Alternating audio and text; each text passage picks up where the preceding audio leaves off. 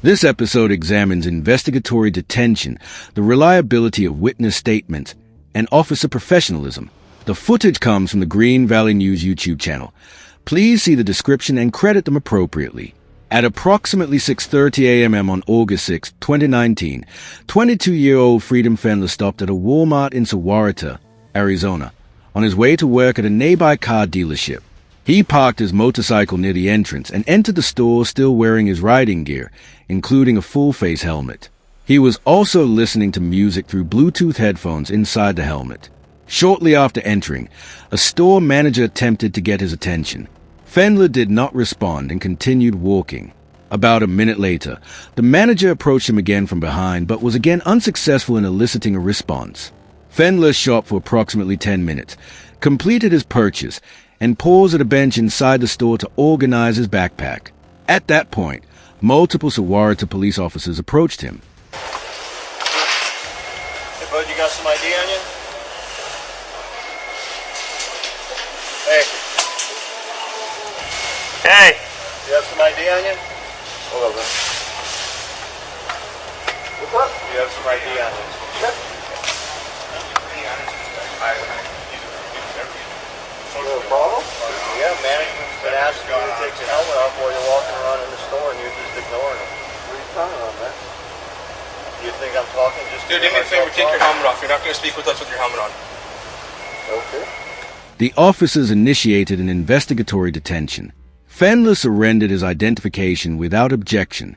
Whether Walmart permits helmets indoors is not dispositive. The relevant legal question is whether officers had reasonable suspicion that Fendler was trespassing. The manager reportedly told dispatch that Fendler had been asked to leave multiple times. If that assertion were accurate, officers likely had authority to briefly detain him to investigate potential criminal trespass. Under Arizona law, specifically Arizona Revised Statute Section 13 to 2412, a person must state their name when lawfully detained based on reasonable suspicion of criminal activity. By voluntarily providing identification, Fendler satisfied that requirement. This moment is critical because it marks the point at which Fourth Amendment protections attach. In Terry v. Ohio, the Supreme Court clarified that not all interactions between police and citizens constitute seizures. A seizure occurs when an officer, through physical force or a show of authority, restrains a person's liberty. Later, in Florida v. Bostick, the court articulated the reasonable person standard. The inquiry is whether a reasonable person would feel free to decline the officer's requests or terminate the encounter. Surrounded by officers in order to produce identification and remove his helmet, Fendler would likely be considered detained under this standard and therefore entitled to constitutional safeguards.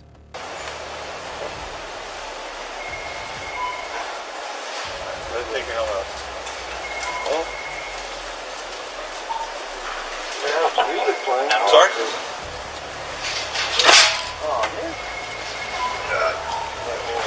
Music's playing, so if someone's trying to talk to you, it's probably going to hear them. But I wouldn't try to talk to you. Well, did you make a purchase? Yeah. Do you have a receipt with you?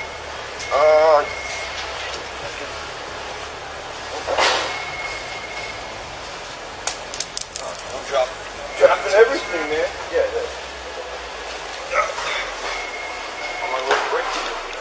So he said that he had music playing in his helmet. I walked right up to just like I'm talking to you right now. Stood right there. Okay. No, updated with MVD? Yes, it is. I live in a motto. Okay.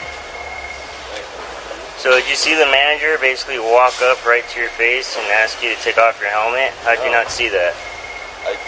I saw him talking, but he's got a headset on. I'm standing right next to you. Right next to you. I came up and I said, sir, I thought you were going stop. this way. I didn't hear you. I said, stop. I followed you halfway throughout the store. Eyewitness testimony can be highly unreliable. Surveillance footage raises significant questions about the manager's account. The manager claimed he directly approached Fendler and implied intentional disregard. However, the video suggests that he made only a subtle gesture and remained largely outside Fendler's field of vision. Given the helmet and headphones, it is entirely plausible that Fendler was unaware of the manager's attempts to communicate. The manager also claimed he followed Fendler through the store, instructing him to stop. Footage shows he approached from behind and discontinued his effort after being ignored. Despite these discrepancies, officers appeared to credit the manager's version without independently reviewing security footage, canvassing other witnesses, or initially soliciting Fendler's explanation. They also permitted the manager to question Fendler during the detention, increasing tension rather than de-escalating the encounter. Let me ask you something. What's the purpose of keeping the helmet on? It's just faster to get to work, man. Like I said, I'm on my way to work. Where do you work at? Work at Jim Click, right Okay. there. So you walk through the store. What'd you buy? I bought a sandwich, a Gatorade, 2 peaches, a scrubber, I think 4 pens, and a toothbrush. Okay. That's it. So you just kept everything on here. That's it. I couldn't So find a you basket. keep the helmet on. You walk around. Yeah, I do that. Grab all this Safeway, stuff. I go to the other Safeway. I go Fry's. Except for when I go to the bank. I mean, he knows I know because I ride. He rides. Yeah. It doesn't take much effort to take it off, put it back on. I mean, it takes maybe like 5 seconds, 10 seconds It if that. doesn't, man. But I've never had any issues where it was like take it off or a sign saying that you need to have it off. And like I said, That's why the manager asked you to take it off. Like I said, I didn't hear him. I had music playing throughout the Okay. street. You didn't see me? I'm standing right in front of you. I saw you there, and then I saw you talk. But like again, you have a headset on, so I can't put my hands on you to get your attention. I was standing Oh, yeah, right next to you. I Right? didn't. Just like I'm standing I here with didn't the see officer. you come next to me. I stood right in front of you, just like I'm standing here. I said, I need you to stop and listen to me. You totally ignored me and kept walking. Sir, I got have associates music that playing, were upset and concerned because you're walking around with a backpack, with a helmet. Nobody knows who you are. But I made a purchase. I'm concerned about the safety of my I'm going to stop him associates. now, okay? You're an argumentative person, and I am not the person you want to argue with.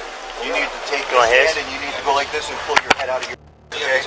Because you're walking around in a store hiding your face. There's shooters that go on all over the place. This man comes up to you and you want to play. You got a little Senna headpiece going on that you can't stop. You need to listen to learn, not listen to reply. You need to turn that little switch off in your brain that you want to run your mouth and argue every time somebody tells you something. Because this is disturbing the peace. You can go to jail and not go to work. So what's the choice you're going to make, hardhead? You're going to quit walking around businesses with a helmet on, scaring a lot of people to where you got massive cops all over the place, rifles outside waiting for a shooter to come out? Laugh. Yeah. But that's where we're at. So pull your head out of your ass and quit arguing every time somebody tells you something. I'm just. I'm trying to telling explain you, look at what you're part. doing. You keep wanting to argue with me. I'm not the guy you want to argue with. Wasn't trying to argue. I'm just That's trying why to you make keep my talking. point. Stop talking. Okay, fine. Cool. Officer John George's conduct materially affected the trajectory of the stop. His reprimand did not advance the investigation and arguably undermined it. In Houston versus Hill, the Supreme Court affirmed that individuals have a First Amendment right to verbally challenge police officers, even during official duties. When Officer George ordered Fendler to stop talking while he was detained, it raised potential First Amendment concerns. Additionally, the Fourth Amendment limits both the scope and duration of a detention. In Florida versus Royer, the court held that investigative methods must be reasonably related in scope to the circumstances justifying the stop and employ the least intrusive means available. Extending a detention to lecture or silence a suspect, conduct unrelated to verifying or dispelling suspicion, may implicate Fourth Amendment concerns. Although courts have not definitively ruled that such behavior always violates constitutional standards, precedent suggests that unnecessary prolongation for non-investigative purposes is constitutionally suspect. After the reprimand, Fendler chose to remain silent. Moving on, Do register arrest. you have his info? I was gonna see if you want to trespass. Yeah, from here and I all do that. want him trespass. I don't want back in this. Okay, so officially being trespassed from the store, don't come back to Walmart. If you come back to Walmart, manager, anyone sees you, you get arrested for that. And we don't have a picture of him taken with a helmet. When he walks out, it'll be on the camera when he walks out. What's your telephone number? Do I have to provide that, sir? Yes, you do. Alright. I gotta look it up on my phone. And what else is in that pocket? Your phone. Alright. Give me the telephone number. Now keep in mind, if you come in here again, She's like, you'll be arrested and you're booked for trespassing. And understand, what he's telling you, you're trespassing from Walmart, it's a national system. You're not just trespassing from this Walmart, It's you're all Walmart. trespassing from all Walmarts and Sam's Clubs. Okay. Cool. So understand that. So if something happens and you get pulled over or stopped in one of them other ones for wearing your helmet for stupid stunts like that, you'll find yourself sitting in county. didn't have to be like that. But how many other people you see going to business walking around with a motorcycle helmet on? Especially with the shootings in Daytona and freaking El Paso just happening. Your goal is People are going to be on edge. They're going to be scared. They're going to be worried, okay? You got someone that walks in wearing a motorcycle helmet and has a backpack with military camouflage. They're going to think otherwise. They're not going to think it's just some law biases. You can See how that looks? It's like common. Take your helmet off. It's kind of like common sense. I mean, like I said, he rides, I ride. I always take my helmet off. I mean, does it really save you that much time? Today it didn't. Are you on medication? How old are you? Mental health issues or anything? How old are you? Tell me how old you are. Tell me how old you are. Okay, you're acting like a little child. How many times did you ask him to leave? At least 5, 6 times. Just like he's ignoring you. I walk half the store with him, following him right to the side to ask him. After I told him many times that officers were coming out, and he just kept walking. You'll see. I'm thinking about it, especially with the way he's acting. He asked him 5, 6 times to leave, followed him around the store. I would say so. I'd say we missed the threshold. Why not? So, Especially the current behavior. You're asking about all who leave the store? 5 or 6 times. Walk right next to him, just like we're walking right now. You're under arrest for trespass. Fenler was arrested for disorderly conduct and transported to the Pima County Adult Detention Center, where he was held for approximately 17 hours. The charges were later dismissed. He subsequently filed a civil lawsuit alleging unlawful search, false arrest, malicious prosecution, and defamation, according to reporting by the Green Valley News. As of September 1st, 2020, both the town of Sahuarita and its police department denied wrongdoing and moved to dismiss the suit.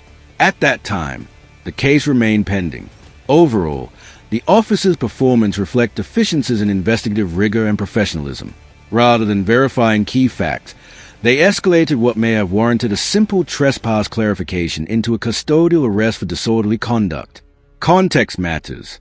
The encounter occurred only days after the 2019 El Paso Walmart shooting, which understandably heightened public sensitivity.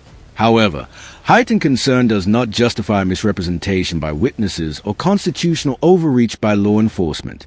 Lecturing or chastising a detained individual is not a legitimate investigative function.